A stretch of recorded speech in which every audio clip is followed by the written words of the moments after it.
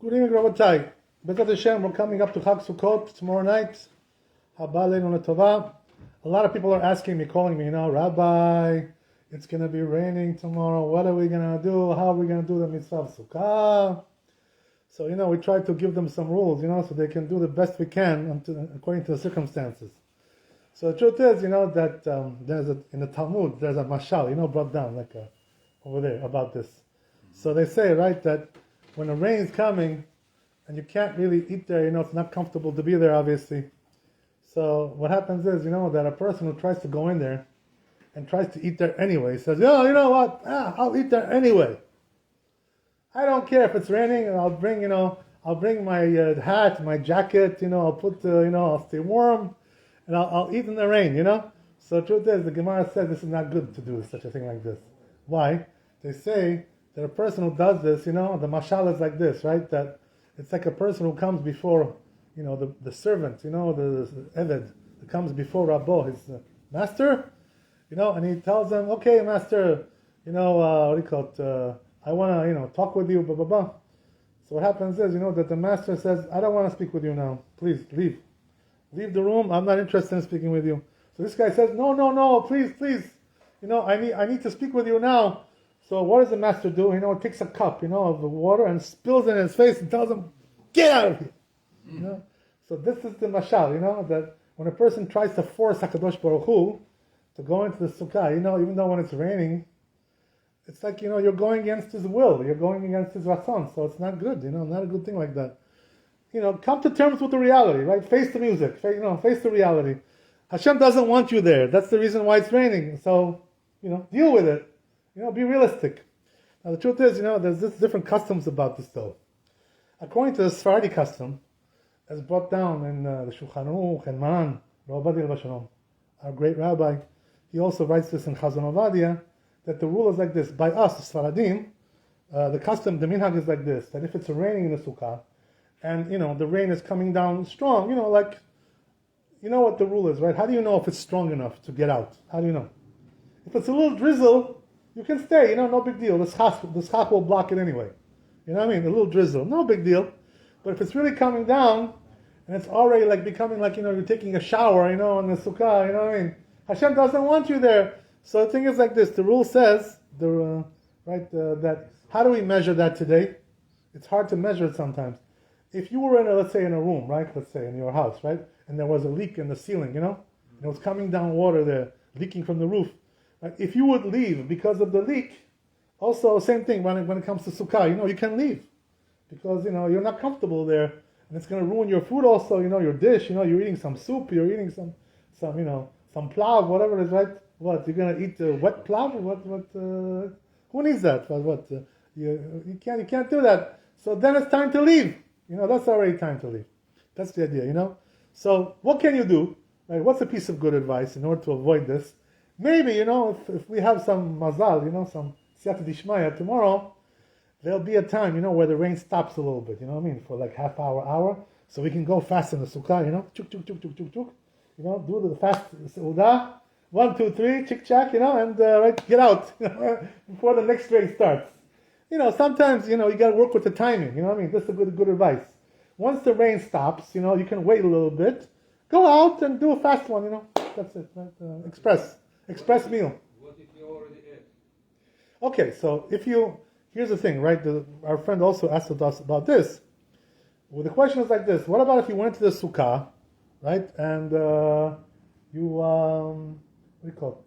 and you started eating. It wasn't raining, and then in the middle of the meal, right, it started to rain. What do?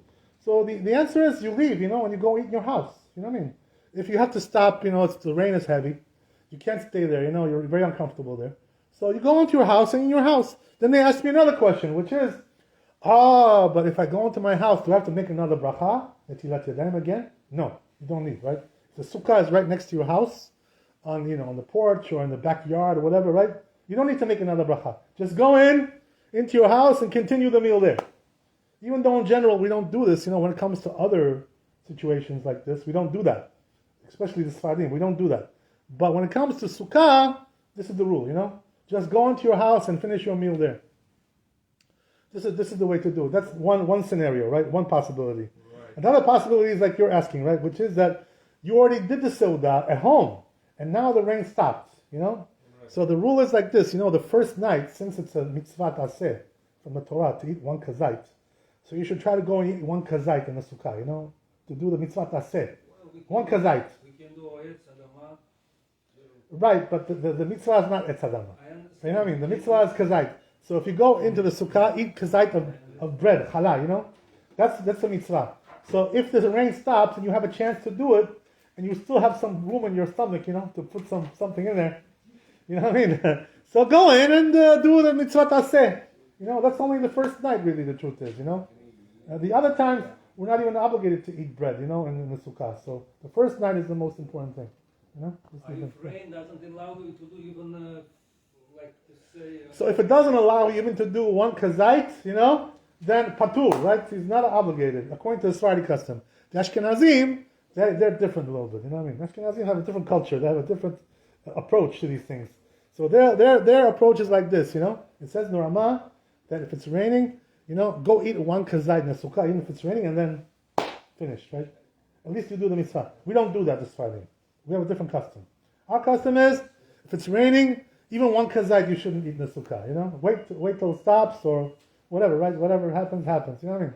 According to the situation. Hashem should have mercy on us, and accept our ratzon, and our will to do his mitzvot.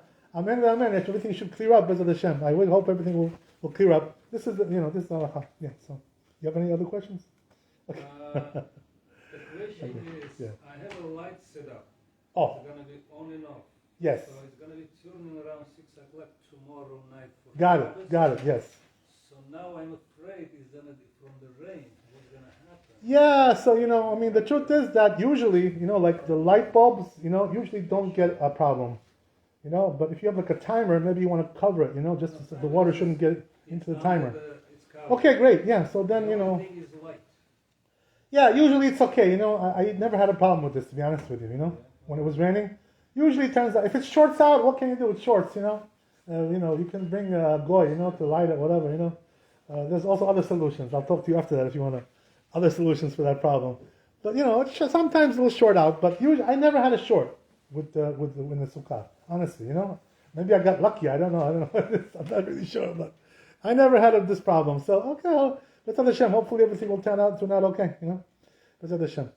So yeah, that's the situation with the rain. So we have a different custom. By the way, there's also another custom. By the Hasidim. Certain groups of Hasidim. What they do is, even if it's raining, they go eat the whole Seudah in the Sukkah. Everything in the first night. They go in. They do it, the whole thing from beginning to end, No change, no shinui. The truth is, according to the Gemara that we just mentioned, this mashal, it's not the proper thing to do, this thing, It's like you're going against the will of Hashem, It's not really, it's not really the proper thing to do.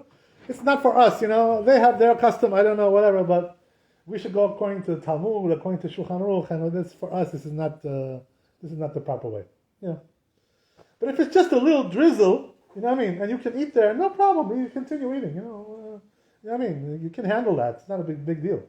That's not a problem. So it depends on the situation, Everything has a situation. I want to tell you also one more thing. The other day, right, our friend Jonathan, he told me that he went to the shuk, and he bought Etrog in Arba Minim.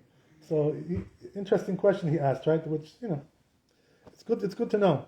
Right, he said he bought, we talked about this 2 days ago, right? He bought a temani, which is, but it's known not to be murkav, it's not grafted, right? So a lot of people are buying today temani, Baruch Hashem, as we said, right? But the thing with the temani, there's one interesting thing, it's a little bit strange, the etrog temani. It's different than all the other ones. Two things, right? Number one, it doesn't have a pitam, right? It doesn't have that pitam, it doesn't grow on temani. So that's one thing. Another thing is that inside, when you look inside, there's no juice, there's no meats, right? It's all basar. There's no juice inside there. So it's a different kind of etrog, but it's definitely kosher. Everybody agrees that. Nobody says it's pasul, right? And adarabba, right? As we said, some people say this is the best way to do it. But his question was like this, Jonathan. He asked me, he said, but wait a minute, Rabbi, it says in the halacha, it says in the Shulchan Aruch, that if the pitam fell off the etrog, it's pasul. I mean, so he says maybe this is also a problem. It doesn't have pitam. So what's the answer to that? That's the question, right? So the answer is like this, that in the halacha, the poskim say that when are we makpid about pitam? When it had, and then it fell off. But if it never had pitam, then it's kosher. According to, this is the halacha. So therefore, we're not makpid about that. So if you know that this etrog grows without a pitam, and that's the gidul, it's kosher. Only if it had one and it fell off, it's not kosher. What's the reason, by the way, that the pitam is so important? It makes it not kosher. Why? Why is that? So there's two different opinions in the poskim. One says it's because it's not hadar. It doesn't look nice anymore, It lost its beauty. Because the pitam is like the beauty of the etrog. It's like the crown, the keter. You know what I mean? So this is one reason why. Another one is because it's called haser. It's lacking, It's lacking. Now etrog is lacking something. Haser. So that's another reason, two different reasons. But either way, right? This year, by the way, what's the interesting thing, right? The interesting thing is that the first day of Yom Tov is what? Shabbat, right? Do we do lulav on Shabbat? No, right? Why is that? Because the rabbis decreed, right? You may come to carry it in the street without an eruv. So therefore they said, no lulav on Shabbat. Just like Megillah, right? Just like shofar. We don't do these things on Shabbat. Because you may come to carry it. The same thing. We talked about this before Rosh Hashanah, if you remember. So same thing over here as well, So we don't do lulav on Shabbat. So now the thing is like this, right? That according to halacha, only the first day of Sukkot is from the Torah, right? To do lulav. The rest of the days are derabanan. They're only rabbinical. Understand? They're only derabanan.